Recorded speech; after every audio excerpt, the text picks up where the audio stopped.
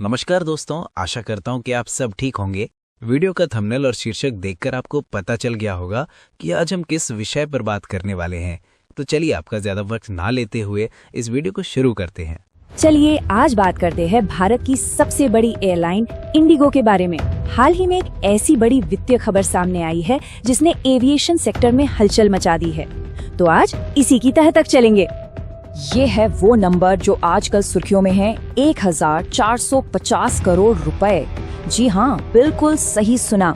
ये इतनी बड़ी रकम है कि कई छोटी छोटी कंपनियों की कुल वैल्यू भी इससे कम होगी। तो सवाल ये उठता है कि आखिर ये आंकड़ा आया कहाँ से? तो सबसे बड़ा और जरूरी सवाल यही है, ये 1450 करोड़ का हिसाब किताब बना कैसे? क्या ये कोई एक बड़ा नुकसान है या कोई जुर्माना? आइए इसका जवाब ढूंढते हैं।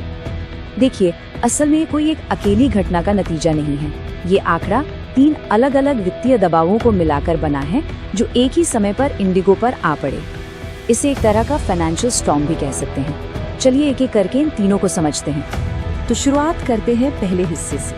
कहानी का ये हिस्सा सीधे तौर पर टैक्स डिपार्टमेंट से जुड़ा है, जिसने इंडिगो पर एक अच्छा खासा जुर्माना लगाया है। ये जुर्माना है लगभग 59 करोड़ रुपए का, और ये गुड्स एंड सर्विसेज टैक्स यानी जीएसटी से जुड़ा मामला है। ये जुर्माना फाइनेंशियल ईयर 2020-21 के लिए लगाया गया है। तो यहाँ पर मामला थोड़ा पेचीदा है। एक तरफ सरकार का सीजीएसटी डिपार्टमेंट है जो जुर्माना वसूलना चाहता है, और दूसरी तरफ है इंडिगो जिसका कहना है कि ये जुर्माना ही गलत है। अपनी रेगुलेटरी फाइलिंग में कंपनी ने साफ कहा है कि ये ऑर्डर त्रुटिपूर्ण है और उन्हें पूरा भरोसा है कि कानूनी तौर पर उनका केस काफी मजबूत है। अब देखना होगा कि इस मामले में आगे क्या होता है। अब चलते हैं दूसरे हिस्से पर, जो सीधे सीधे हम सब यानी यात्रियों से जुड़ा हुआ है।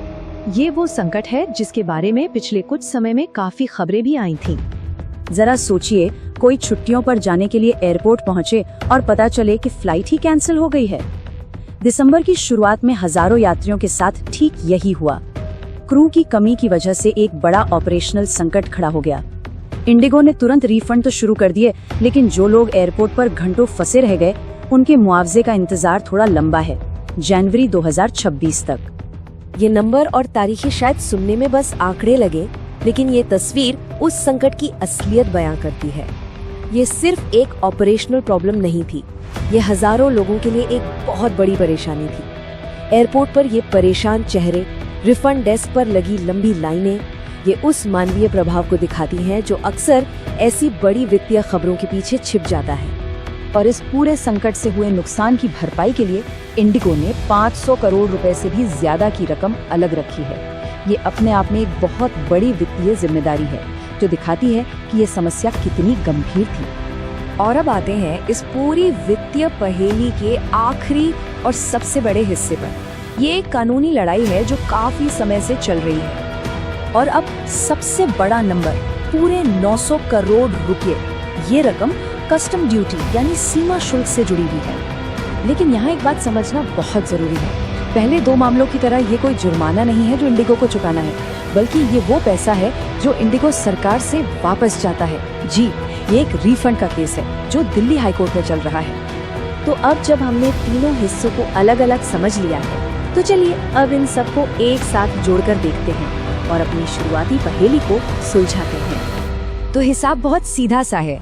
लगभग 59 करोड़ रुपए का जीएसटी जुर्माना, 500 करोड़ रुपए का यात्री मुआवजा और 900 करोड़ रुपए का कस्टम ड्यूटी का विवाद जो इंडिगो वापस पाना चाहता है। जब हम इन तीनों को मिलाते हैं तो हम पहुंचते हैं उसी हेडलाइन वाले आंकड़े पर, लगभग 1450 करोड़ रुपए। तो ये है इस बड़ी रकम के पीछे की पूरी कहानी जो 3 अलग अलग हिस्सों से मिलकर बनी है। लेकिन कहानी यहीं खत्म नहीं होती।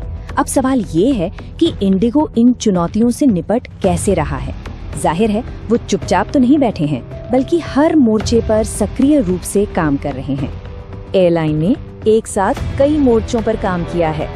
सबसे पहले और सबसे जरूरी, उन्होंने अपनी ऑपरेशंस को स्थिर किया है। दूसरा, वो जीएसटी जुर्माने को कानूनी तौर पर चुनौती दे रहे हैं। और तीसरा, वो कोर्ट में अपने 900 करोड़ के रिफंड के लिए भी मजबूती से अपना केस लड़ रहे हैं। तो आखिर में ये सब हमें एक बड़े सवाल पर लाकर खड़ा कर देता है।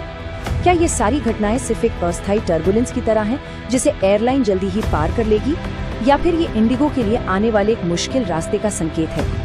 खैर, इसका जवाब तो आने वाला वक्त ही देगा। वीडियो देखने के लिए आपका बहुत बहुत धन्यवाद। आशा है कि आपको वीडियो पसंद आया होगा, और अगर आपको वीडियो पसंद आया है तो कृपया हमारे चैनल को सब्सक्राइब करें, वीडियो को लाइक करें और अपने दोस्तों और परिवार के साथ वीडियो को शेयर भी करें। कृपया अपने बहुमूल्य सुझाव कमेंट करें और हमें बताएं कि हम अपने आप को और बेहतर कैसे बना सकते हैं। अभी के लिए बस इतना ही। मिलते हैं आपसे हमारे अगले वीडियो में। तब तक के लिए अलविदा।